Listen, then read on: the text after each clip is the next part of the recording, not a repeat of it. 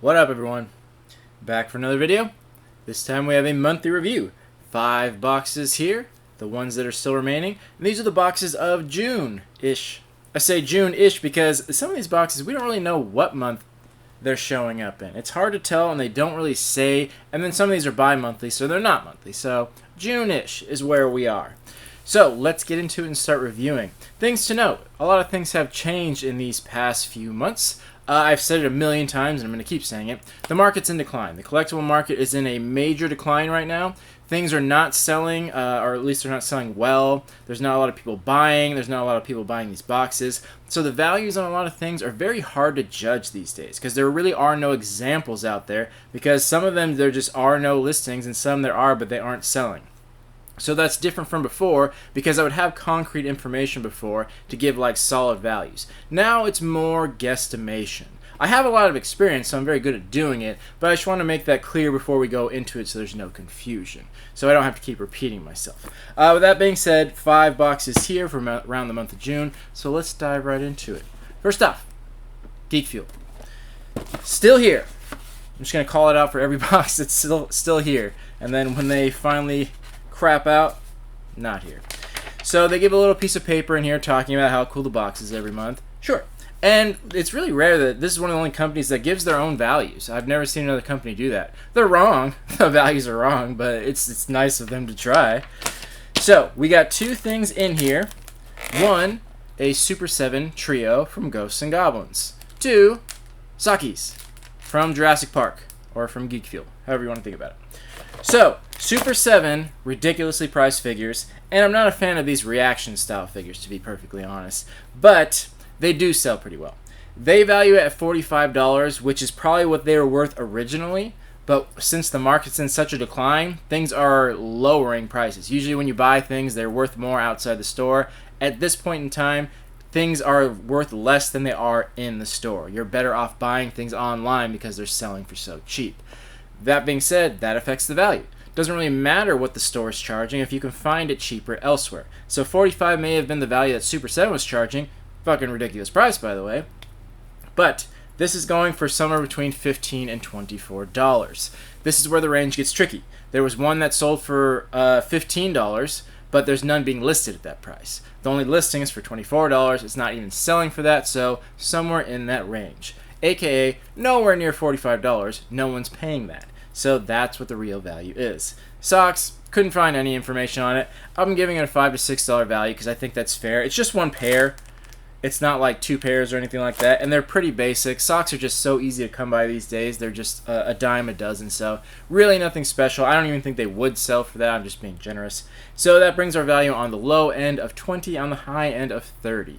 This is a $24 box. So on the low end, which is probably where I value at, you're not even getting what you paid for. You're essentially getting 1 item. They always add their coupon gift code as one of the items. Not an item. I'm never going to count that as an item. Not even specific to this company. Coupon codes are not items. They only have theoretical value. They're only valuable if you spend more money with that company. And it doesn't even work for subscription boxes. You have to buy things online and then pay for the shipping anyway, and it doesn't even cover the shipping costs. I'm rambling. Anyway. That being said, I'm giving the box a 4 out of 10 because it's really not good. Honestly, not even getting what you paid for. The figure's fine. Super 7 is at least a good company. It has some value. It has some collectability. It's not totally worthless, but it's just kind of a random thing. And that's pretty much what this box offers nowadays, is a few random things, and there's really no consistency. I wouldn't be surprised if this company shuts their doors sometime in the very near future. So that was Geek Fuel. Next, Marvel Collector Core. Guardians of the Galaxy 3. Fantastic movie, by the way. Absolutely loved it. I'm going to go out there and say Guardians of the Galaxy, best movie franchise ever.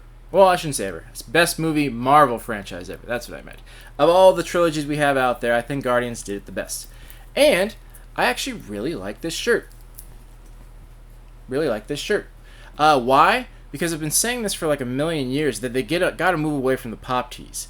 Obviously they're not doing that, but this one has enough of an artistic style where they don't actually look like pop figures. If I wore this shirt, I don't think anyone would assume that that's what they were. It would just look like an artist's interpretation.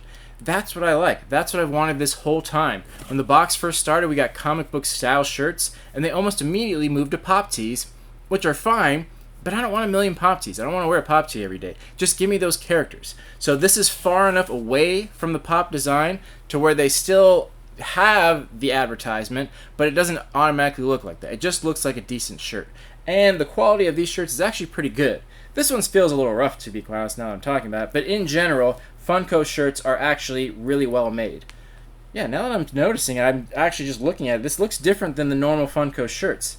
It's much differently sized. Like, look how big the sleeve is. I was giving it a 9 out of 10, but I didn't really examine the quality of the shirt. That's so odd.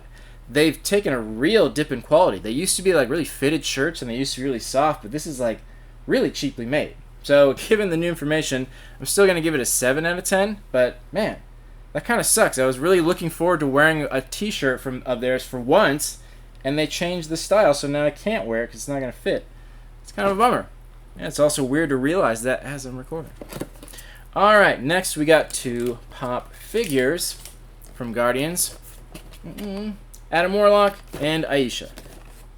So, not super popular characters from that movie, just because they both had such small roles. They were only in it for a little bit. Adam Warlock is a really cool character, but he didn't really get a chance to shine in the movie. I'm assuming next time we see Guardians, we'll see a lot more of him, because he's actually a pretty badass character. But in this movie, didn't really do much, and Aisha, same thing. She just kind of, spoiler alert, died. So there wasn't much to it. So for that reason, the Adam Warlock is only going to get a $14 to $17 value, which is a lot lower than usual, but again, market decline. Aisha is only going for about 12 to 15, which is like standard pop price. So again, very low.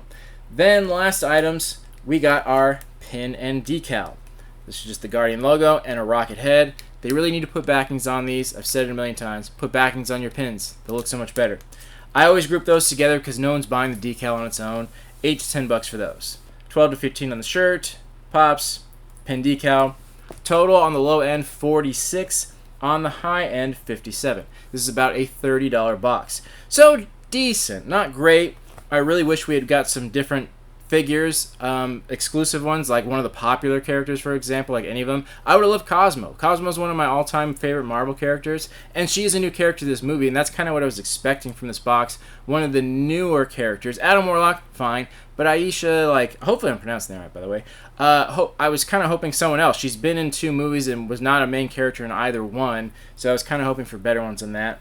All that considered, I'm going to give it a 7.5 out of 10. Getting around 50% more than you paid for, which is decent, and that's probably the best we're going to see from here on out. I used to go for double the value. I just don't think that's going to happen anymore. Values are so low, so I think the highest we're going to get is around 50%. And so I think that should be expected from now on. So 7.5 out of 10 on that. Super bummed about this shirt. I can't believe it. That's so weird. I wonder if I'm the only one that got a crappy quality shirt. If anyone out there got this box and got like a usual style shirt, let me know. And maybe I'll trade you or something. That's such a bummer. Very disappointing. Marvel Collector Corp. Alright, next, this mysterious box that looks like it might be a bomb because there's no markings on it. It is Loot Crate.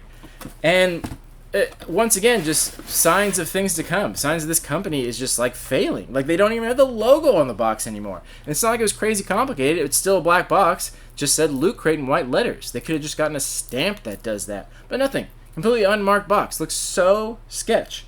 So yeah. Let's see what we got here. So we got this. Looks like a shirt, but it isn't. It's a tank. I can't believe it.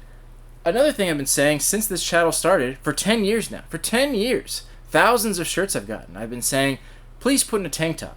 We're always getting scarves and beanies and mittens, all the things that prepare us for snow. I live in Southern California. Like, I understand not everyone lives in this weather, but mix it up here and there. This is the very first tank top I think I've ever gotten from a box. Why is that so crazy? Why is everywhere else so damn cold? So I'm super psyched to get this. I don't think it's going to fit super well. It seems like really tiny. But it's still very cool. And this little logo here is actually rubber. So it's actually rubber stamped. And then it's got a little patch on the bottom, which is fantastic. That's so crazy of this company, of all the companies, to really step through and give something like new and nice and quality. So I'm still going to give the standard $12 to $15 value. But I'm giving it an 8 out of 10 just because that's really cool. I'm not even a fan of this like specific style or that movie, but it's just so awesome to get a tank. I can't believe it's taken 10 years for that to happen. So yeah, next we got a tiki mug. And what the fuck is up with the tiki mugs? I get all the time with tiki mugs every day. Like, what is this? Why are tiki mugs all of a sudden so popular again? Or maybe they're not and they're just giving us crap. The odd thing is, this isn't from Geeky Tikis, which we usually see. It's almost always from that company. This is from NECA, which makes sense. But that's weird. Now NECA's making tiki mugs? Like, what the fuck is going on? Like, why is this a thing? Either way, whatever. At least it's good quality. These are all well done. They're actually ceramic, which is good. I think that's really nice they do. It would be better if it was wood, I guess, but I don't think that's really possible. But quality on it's decent, about what you'd expect from a tiki mug. Just look, it's there. All right. So the value on that is right around $50, which is pretty much in line with Geeky Tikis, or at least ones of that size. They go for around $50. And the fact that it's selling for that in this climate is pretty incredible. But, you know, Alf's a pretty cool character. So kudos on that. Then the pin, got this Jaws pin, and it's actually pretty cool. The little sailboat moves. It like moves up and down. So it's like a little interactive pin. Also really cool. Still only $12 to $15, but really great. So Loot Crate's been doing shit for months and months and months. Now all of a sudden they put in some like really great items. There's still only 3 of them. I really think they should push for 4 items. I think that should be the minimum. But I'm just very blown away by the items in here. Well, not too blown away, but still.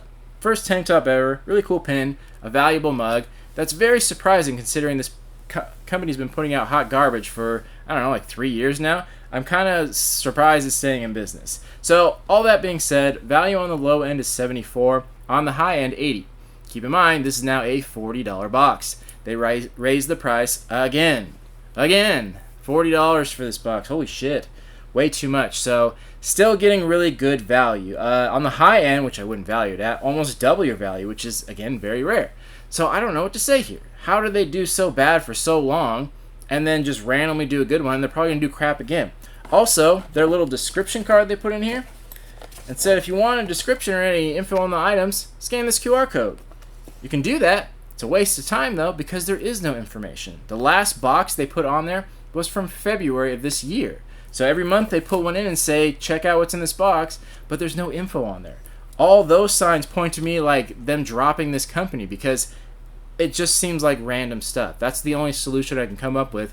They didn't have a plan for it. They put random stuff in there so they can't update their website because everyone got something different.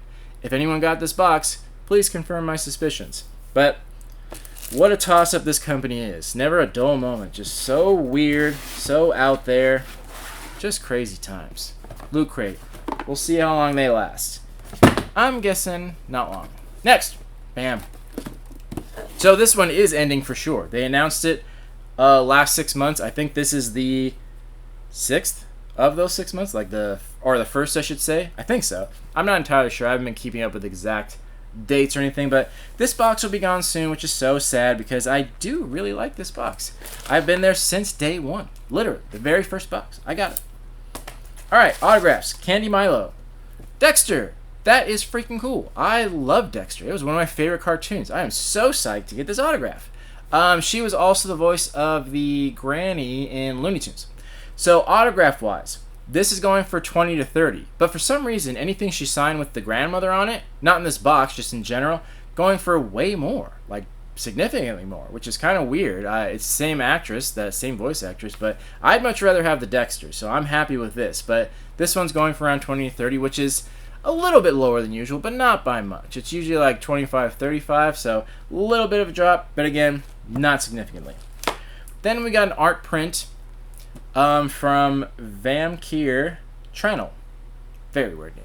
So, this is actually a really cool print. This always happens to me. I always usually get the common one. Then when I get the rare one, I always like the common one better. The color one actually looks better to me. But either way, it's a really cool print. They did a very good job on it, and it's one I might actually keep. Value-wise, pretty much nothing. So, I normally value them at like $10 to $12 just to be nice. There are auctions for this that ended for $1 and nobody bid on it. Like nobody was willing to pay $1 for this. So the range is $1 to $10.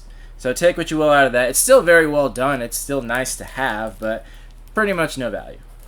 Then a pin from Transformers Rise of the Beasts. Crappy movie, by the way. Super boring. I like the Transformers movies, and that one was just so long, very, very boring movie. Transformers were like barely in it. And there were such short fight scenes. Pretty much everything you saw in the previews, that was all the good stuff in the movies. There really wasn't much past that other than a few like minor little things. Very disappointed by the movie. But this pin doesn't look super great, just looks okay. This is the common one. Pin, 10 to 12 bucks. Very standard value. Last, we got a metal mask from Miss Marvel. So this is really weird because it's a metal mask one, just the front part of it. Also, it doesn't do anything. When I saw it, I'm like, oh, that's cool. It's a bottle opener. But it's not. Why didn't they just make it a bottle opener or something? It's metal. It's got the right shape. I can't believe they didn't make it a bottle opener. So this is just really weird and really random. Why is the mask metal? Why is it just the front part of the mask? Why? Like, so many questions about it. Don't get me wrong. I appreciate that they're doing prop replicas. But this isn't really a prop replica because it doesn't look like it does in the movie. It's just so random. Like, I just have more questions than I do answers. Either way, same situation as the artwork. This wasn't selling for even $1 in certain auctions, so if you wanted to buy it, you'd have to pay $15 if you didn't want to wait for an auction, but the value-wise, somewhere between $1 and $15 based on it. But I can't imagine anyone wanting to buy this because it's just so random. It's not even like the right stuff. I don't know. I have no idea what they were thinking for that. Doesn't matter. So right now we got on the low end 32, on the high end 67. I would definitely value it closer to that lower end. Not quite the bottom of it, but closer to it. So that's not great. Barely getting what you paid for, possibly not even that. But I did really like the autograph. I really like that a lot. And the artwork, although it's not valuable, it does look nice. And the pin, same thing, it's just standard pin. So for that reason, I'm giving it a 5 out of 10. I did still enjoy the box. It was still good. Doesn't have high resale value. You know, it happens from time to time. No big deal there. It was still worth it to me, so just right there in the middle. 5 out of 10. Alright, that was BAM. Moving right along to the final box. We got Zobie, who has also stopped using their patented boxes. But, you know, whatever, teach their own. Alright, so we got an autograph from Eduardo Franco. Very popular character. Stranger Things, extremely popular show. He was on the most recent season. Haven't finished it yet. I haven't got around to it, but I recognize the character. This goes for a ton just because it's such a popular show. Just this by itself, 50 to 60 bucks, which is much higher than the average autograph, but understandably so because it's such a current and popular show. All the pops that he signed, those are going for like 150 bucks, which is crazy how much more it goes up just because it's on a pop. But yeah, 50 to 60 bucks is the range on that, which is really, really good. Next, we got a stainless steel bottle with a Klingon logo on it from Star Trek. Very nice in quality. Nothing really bad to say about it. Here's where we get a little iffy on the values. So, there was one that sold for $20. The listings that are up now are for $25. So if you wanted to buy it online, you'd have to pay around $25. So value on that's like $20 to $25-ish. Next, we got a trophy from Karate Kid.